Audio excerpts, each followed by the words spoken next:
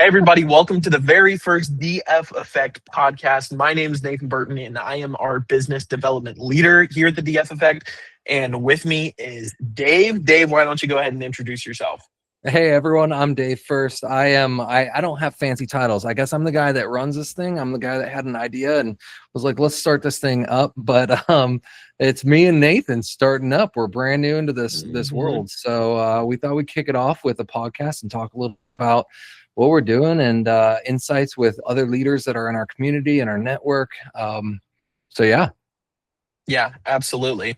We are so excited to be here. We've been so blessed over this past month and a half, but we're trying to build, trying to get our name out there. And, we're super excited for this podcast. It's an awesome time where we can talk all things business, whether it's from entrepreneurs to giant enterprise and everything in between.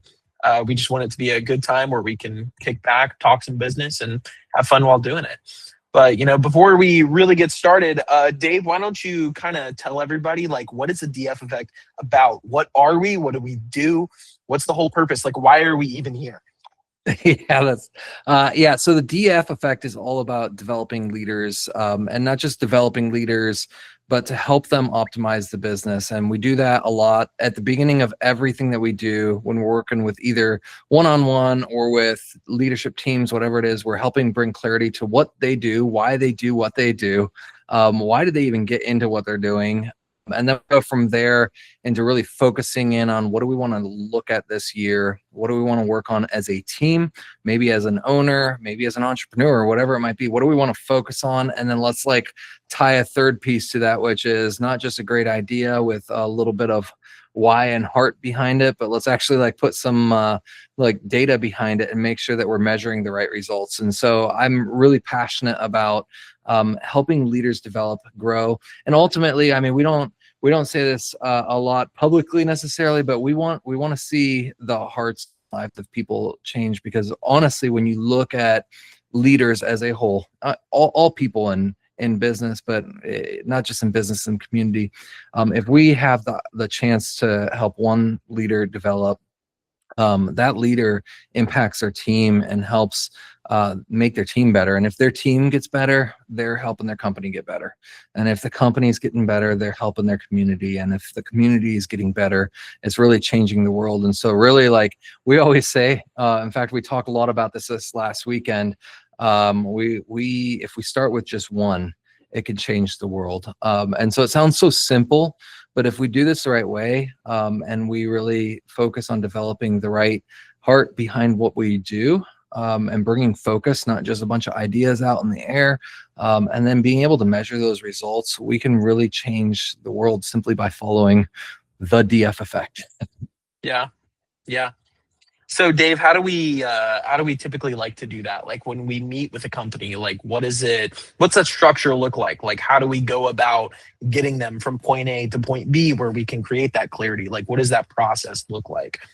Oh man, this is goal number one. And of course, we as entrepreneurs, jumping into this brand new world of what we're doing, we're actually having to do this as well. We've actually had people ask us, well, what does the DF Effect do? And we could tell you in 20 minutes, maybe 30 minutes, this is what we do. And I think, Nathan, our wives are probably both we don't really know. They kind of know what we do, kind of, for the most part.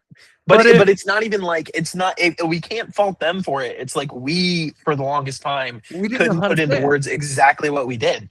So we had to really sit down and go through our own process that we built to actually streamline what we do. It was pretty bad. Yeah. But it's funny because that's what we do. The very first thing that we do when we meet with anyone is bring clarity to their purpose. And it's so interesting because I've met with people that they're well along in their business. They've been doing business 5, 10, 15 years, and they've got this nice businessy slogan thing that's their purpose statement. But if you truly ask people throughout their team or their organization, what is it that your purpose truly is, they couldn't even tell you. We were meeting with someone last week where we asked the owners of the business, what is your purpose? Which is funny because people do this to us too.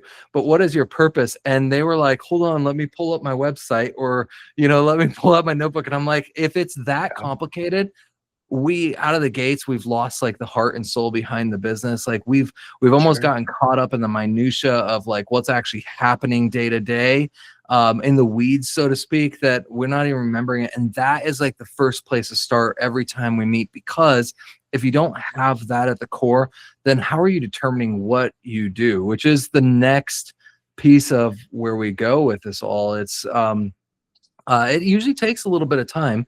It's interesting. I've sat with people and developed their purpose statement, and it took like 4 hours to come up with one sentence. For us last weekend, and this is what we do for a living, it took us, how long did it take? Like 2 hours for us to come up Probably with one two sentence? hours. Yeah.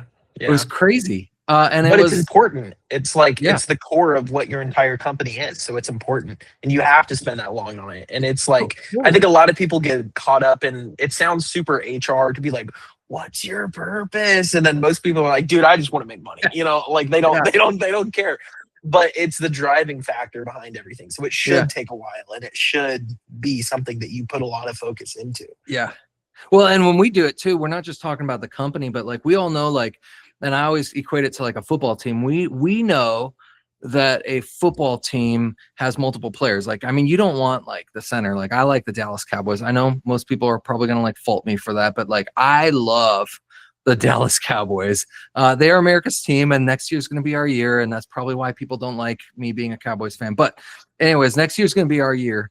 The Cowboys have a center. They have their right guard on the offense, and then they got the tackle, and then they got the tight ends and wide receivers and the quarterback and the running backs and all these different like players on the team. Well, I don't want like the dude that eats double cheeseburgers for a living, hiking the ball to be my quarterback. I need the dude like working out every day, like being the quarterback, because there's a different purpose for each one. And one of them has been very trained to lift weights and do what they do to block and create space and protect a quarterback. And the other one is trained to work out their arm and like make sure that they know the accuracy of how to throw. And I'm just saying that I'm probably shouldn't say some of those things on a podcast, but we like to have fun. But I guess my point in this is like, they were designed to do different things, and they were designed from a very early age to do that. And so we don't want to just talk about like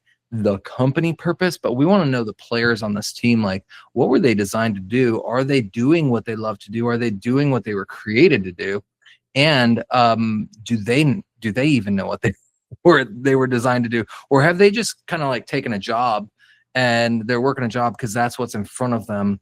What would it look like if we had the quarterback playing the quarterback position, the lineman playing the lineman position, the wide receivers playing the wide receiver position? Like, how much more effective would we be if we were playing in our right roles? And so that's like the very first thing we do. And we had to do it. Like, I know we keep saying this, but we had to do this last weekend with our group. Mhm. It wasn't just what does the DF effect do? It's what does each person at this table in our team Yeah. do, and why is it important? Why is it important that we know that about each other? Hmm. Yeah.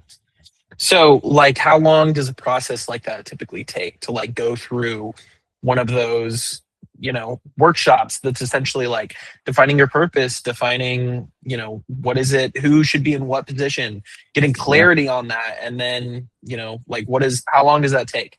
How long does It, something like that it's take? funny because I'm going to say this, and like most people are going to be like, "Oh my gosh, that's a long time." It can take anywhere from 2 to 4 hours. Like being able to go around the room and understand this. Like, people have to dig deep. They can't just Mhm. come with a frou-frou statement that they just created out of thin air. Like, this is the heart behind what we're about to go through the rest of our sessions and the rest of our time together, and where this is all going. If we don't lock this in correctly, then the rest of it it's not as clear. Like, we don't necessarily know where we're going or why we're going there, right? So it Mhm. takes a good 2 to 4 hours. Sometimes I've seen it go a little longer. I've seen it go shorter, but that's pretty rare that it could go less than that. Yeah. Yeah. Okay. So then once we get that purpose and once we get that clarity, what's the next step?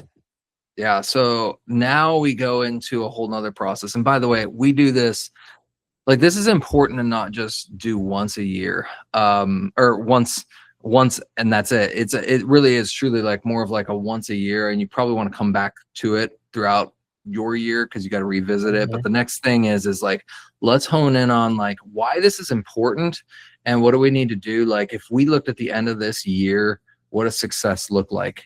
And when we talk about success, like the big question is like why is it going to be successful at the end of the year? And so we dive into things like what's going well today, what's not going well, why is it not going well, like what opportunities do we see ahead of us, and what might like threaten that opportunity. So it's a typical what we would call a SWOT analysis. And this is one of those things where if it's just an entrepreneur or it's a one-man show, like it's just me and this person, we're talking through all of this.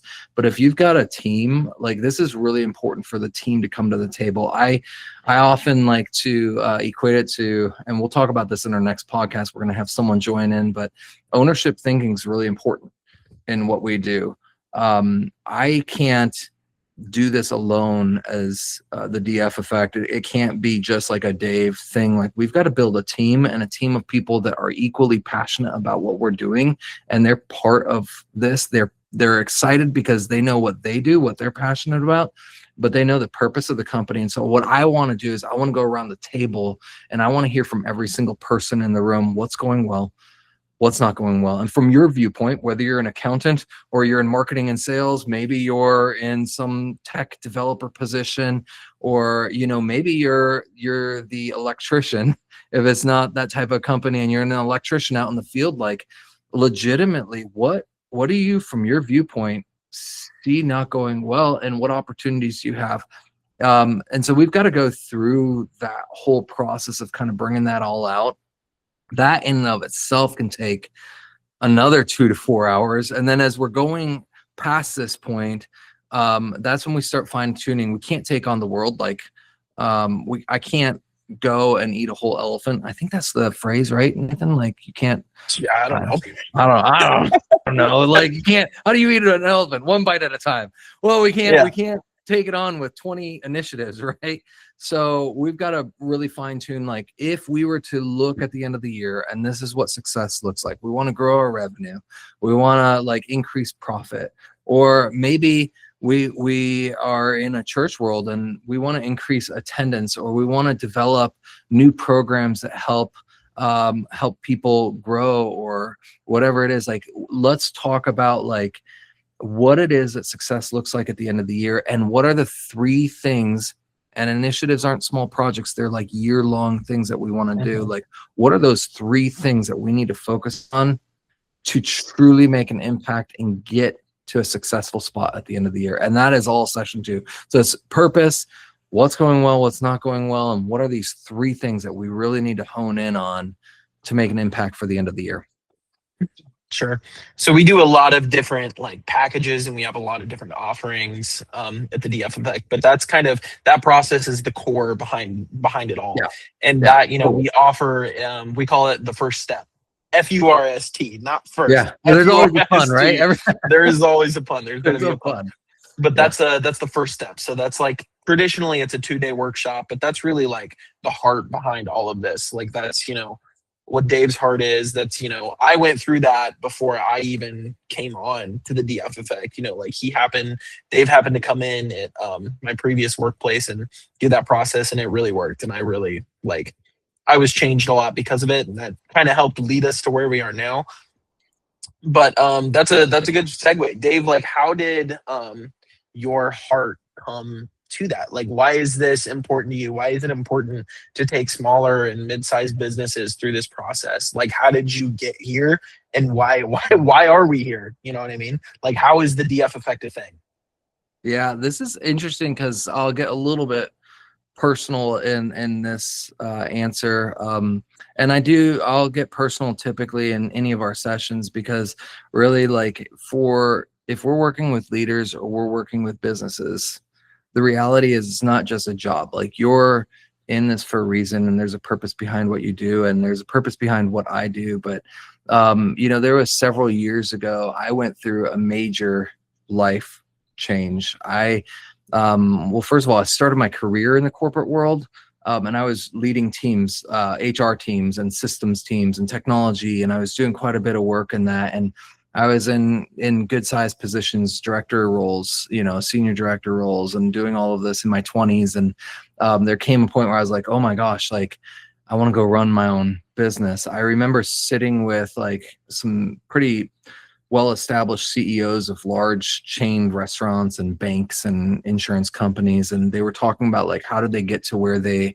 were, and they all had this one theme in common, which was like they put their life on the line. Like they didn't just get to where they were because they got promoted or they climbed the corporate ladder or whatever it might, like they risked it all in their lives. Like every single one of them did. And I realized in that moment, like I'm climbing this ladder, I realized in that moment that like I wasn't risking anything. I was just like kind of like doing my job and doing it well. Like I loved my job, but like I didn't really like do much for that. And so as I'm walking through this program and I'm hearing these things, I quit. Like I literally went and like turned in my resignation after hearing all these people, and I went and bought a business and I moved.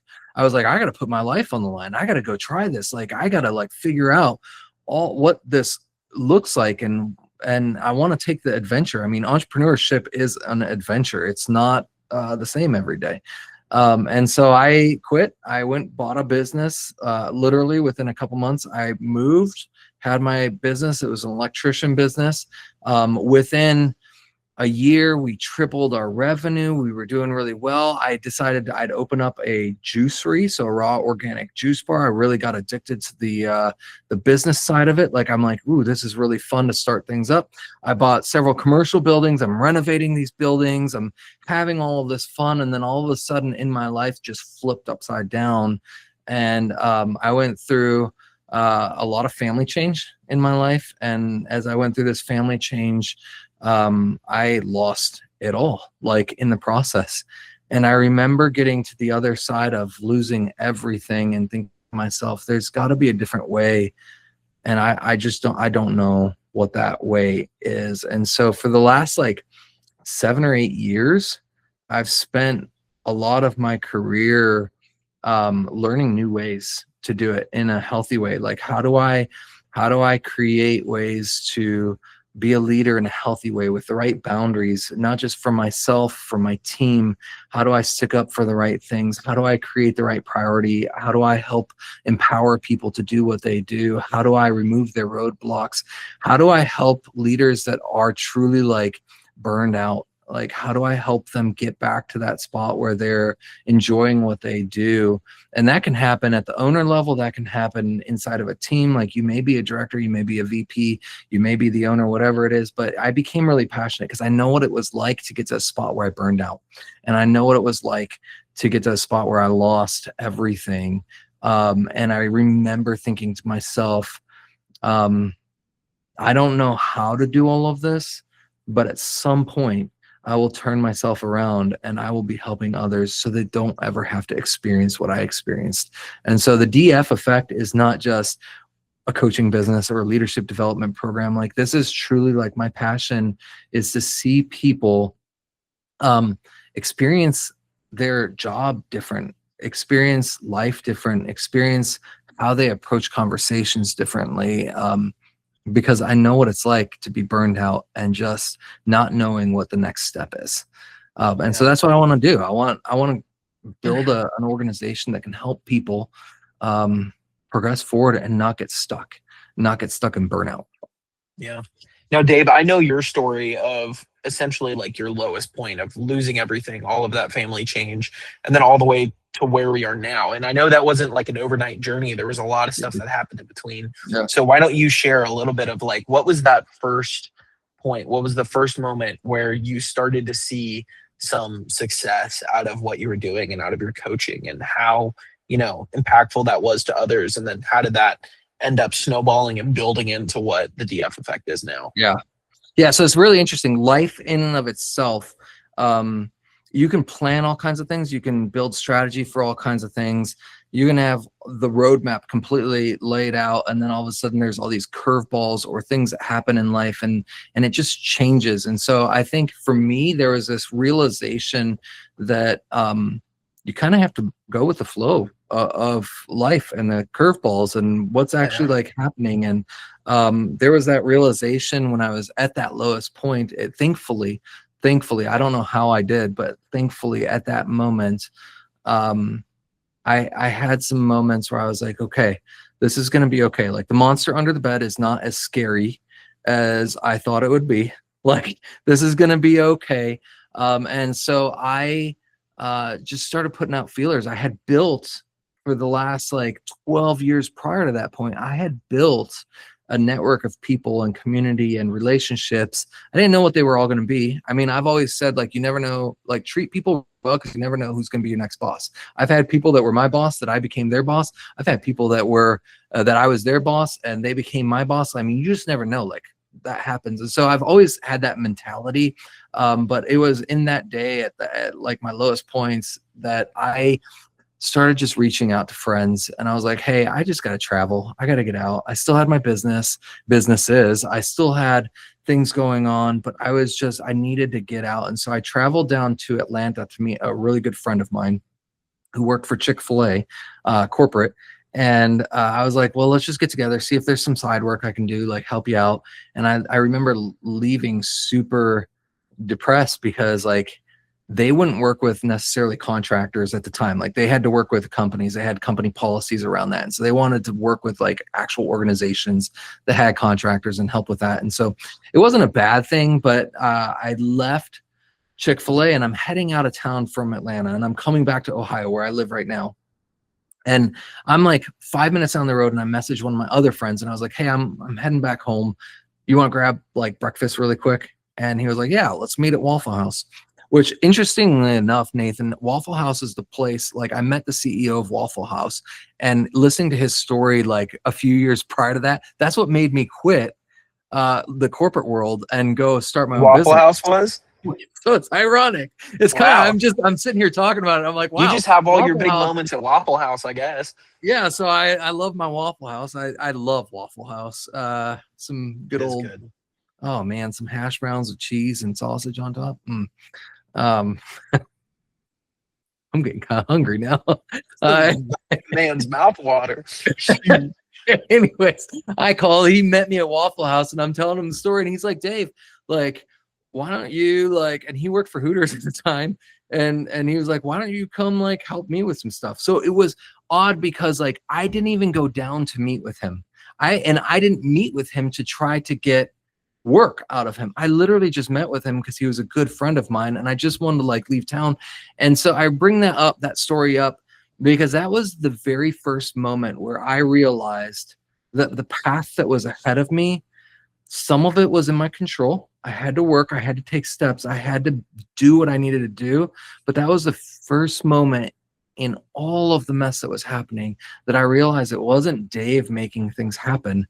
There was just a journey that was ahead that I just had to faithfully like step forward through and continue walking. And relationships were so important, and building the right network was really important. Like working hard and like actually driving somewhere and moving forward, and just, you never know. And I know you and I talk about this a lot. Like this is like a piece of our conversation weekly. Like you never know what's going to happen tomorrow. Like what we think, our plan could completely shift and life could like flip upside down, or it may not even flip upside down. Like a door may open that we didn't even anticipate opening. And all we had to do is take a step. And so we always call it the first step, but like truly you have to take the first step without the pun. You have to actually just walk forward, try something, because you don't know what community that will open up. You don't know what network that will work up. You don't know what your first client will be. You don't know if you're going to get a new idea for a new product that like launches the vision for something all new. You just never know. And it all the way to the story where I met you, Nathan. I didn't know that I was even going to start the DF Effect. I remember knowing that I was going to leave the organization I was at. I didn't know when, and I didn't know what I would do. But I had made the decision. It's time. I just don't know what it was. But I had, at least mentally, in my perspective change, realized that I can make the decision and not have all the answers. Yeah. And I was okay with that. I was at peace, like making this decision. It was time for me to move forward because I knew that something would change and happen as life went on. And so that was like, I think coming from my lowest point to where we are today, like that was probably the most pivotal moment, was driving out of Atlanta, getting rejected by a big company. By the way, it wasn't rejected. It was they just didn't work with contractors, right? Like, No, I wasn't rejected. I promise. I wasn't.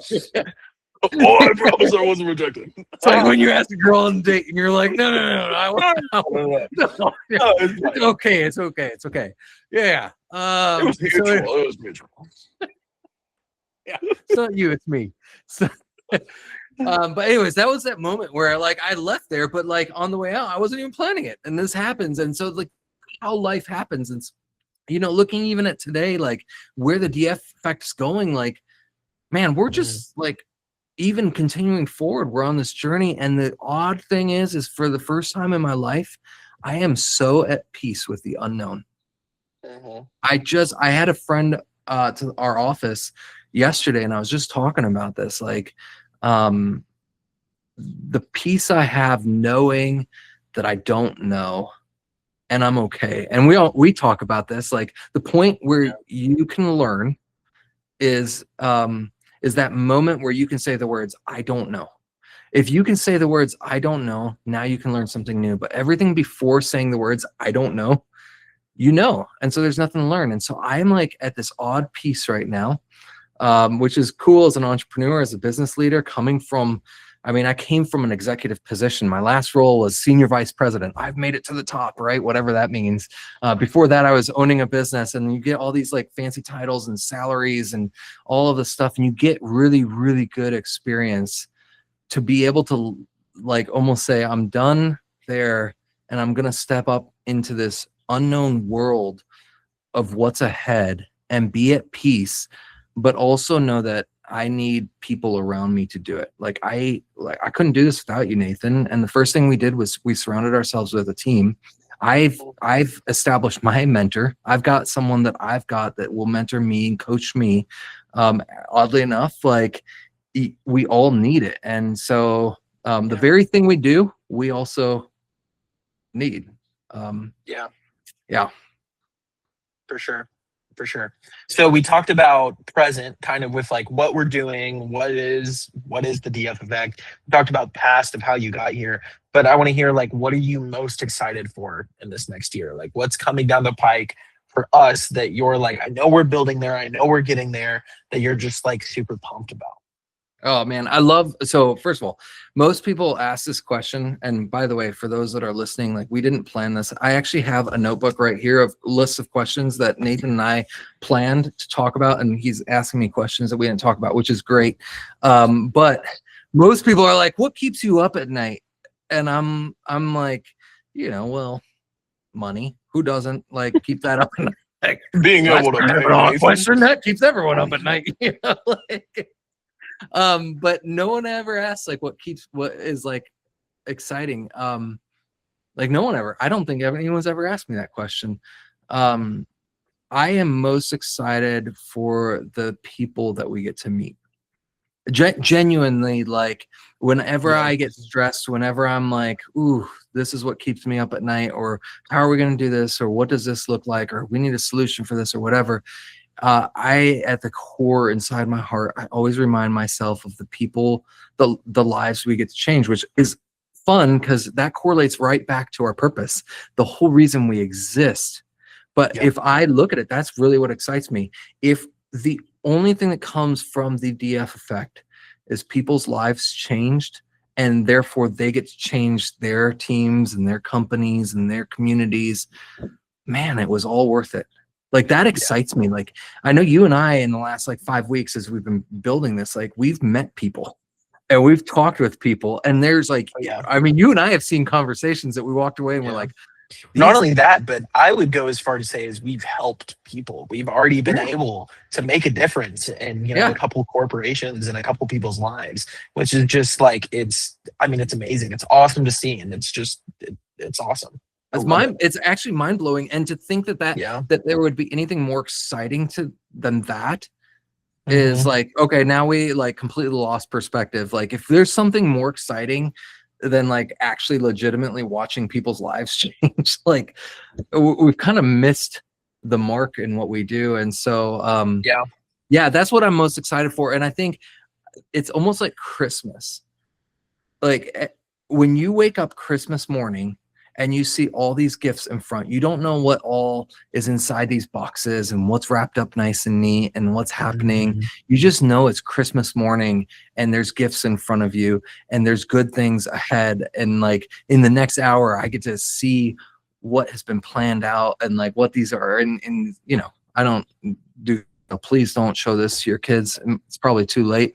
If you've already watching this with your kids, they already know Santa's not real. But I can't believe I said that on our first podcast. Wait, what? Wait, what? What? Santa's not real? Dave. No, Nathan. No, Nathan. No. My world. It's shattered. So get back to it. Get back to it. Be serious. Yeah, it's like Christmas morning. Like honestly, like we have the year ahead. And I look at all of these different businesses and people that we'll get to work with, and I'm like, ooh, I wonder what this gift will be like. I wonder what this gift. And it's not just like a gift for us, but like a gift for them and like the people that will be impacted. It's legitimately like we don't know what the story looks like, but I'm at peace because I know something good will happen. Even if the initial thing is that rejection, or the initial thing doesn't seem like it was good, or it might not have felt the way we wanted it to feel, there's always a Waffle House. There's always a Waffle House. Yeah. And there's always something there that you just didn't plan. Yeah. That's truly like my favorite thing about like what I've gotten to know you from, Dave, and kind of like the whole heart behind this company. And, you know, when you were casting vision to me of like why you wanted me to come on and, you know, what all we can do and what all we could create, really what got me on board and what really hooked me was just that heart of like, we're really just here to help people. Like for us, for both of us in the company as a whole, like it's not about making money. Like obviously we have to make money to survive. But at the end of the day, like we are here to help people. We're here to fight tooth and nail for any client that comes across our way. We're here to help you and walk alongside you and just, you know, do any and everything that we can to make your business better and make your lives better as a whole. Yeah. And that's, See, you know, that's what I thought it love. was my muscles. I thought my muscles was what, I mean, like, that you were helps, you know, that yeah. like definitely helps. Like, you know, that's like a nice benefit, you know. Who needs a 401k?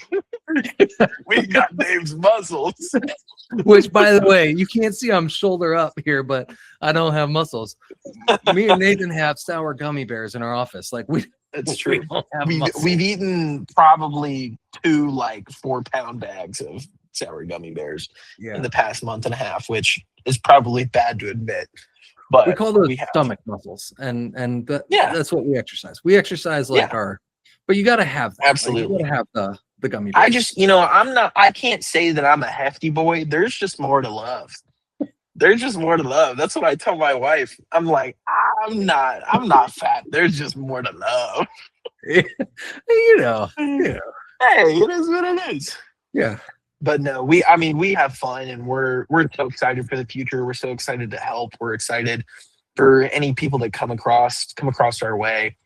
And anyone out there that's watching, like if you guys are interested, a great next step, we're gonna add an email down below. You can email that if you're interested, and we'll book a call, reach out. We'd love to just get to know you. You know, no pressure. We don't have to sign anything right away, but we want to get to know you, get to know what your business does, and create some real connections. Awesome. So, yeah, the other thing I want to add too is coming up in these next sessions, it won't just be me and Nathan talking and doing our thing. I'd like to bring in leaders across the nation, even small business leaders that we work with at some point we'll be bringing in as well to share their experiences, but they're going to have different topics. So we're going to talk about something called ownership thinking in our next podcast in a few weeks here. But really the conversation around ownership thinking is The owner of the business already thinks like an owner. I mean, they're leading, they're trying to lead, they're maximizing, they respect boundaries, they respect money, they respect all that stuff from their own personal viewpoint. But they don't necessarily know how to build a team that thinks like owners. And this is something that Nathan and I have talked a lot about. It's down to like the owner of the business. Everyone sees the fancy office and the brand and all of the cool stuff that comes with a business or whatever that might be. But what they don't see is like vacuuming the rugs and taking out the garbage and, first one here, making sure the lights are on and making sure things are set up and nice for when people walk in the door or whatever that might be. And so Nathan and I had a lot of conversations about this. And one of my favorite experiences from last week, we actually talk about at the beginning of every week, what went well last week, what didn't go well. And what went well last week for me, the most important thing was like, we had a lot of stuff going on. We had our team on site, a lot of people here, busy people are talking to me. And I like literally was trying to get ready for the day. And Nathan saw that and he started taking out the garbages. So I didn't have to take out the garbages. And so when we talk ownership thinking, we're not just talking about like how to be an owner in the business and how to have equity. We're talking about like truly like caring so deeply for what we're building that we own our areas and we own making this a success. And so we'll have someone join next time and talk about that. A well-established entrepreneur. He has bought and sold and grown out of nothing several businesses, and a really, really, really good friend of mine. Really good friend, actually a mentor. One of the few people in my life that challenges me in moments where I like to think I'm right so many times, even though I'm probably not. But like there's a little comments in there. But this guy has challenged me in moments that I thought I was truly right on something. And he helped me get back to being grounded in reality and showing kindness, showing patience, showing really love at the end of the day to people, even when things aren't going the way you want. And so really awesome guy. I'm really excited to have him. And really cool person in the business world. I mean, he has successfully done this many times. And so we'll talk more about that on our next episode. Yeah. All right. Well, thanks everyone for tuning in. We'd love to hear from you in the future, but thank you for giving us your time as well. We really appreciate it. But all right. We'll see y'all. Signing Till off. next time.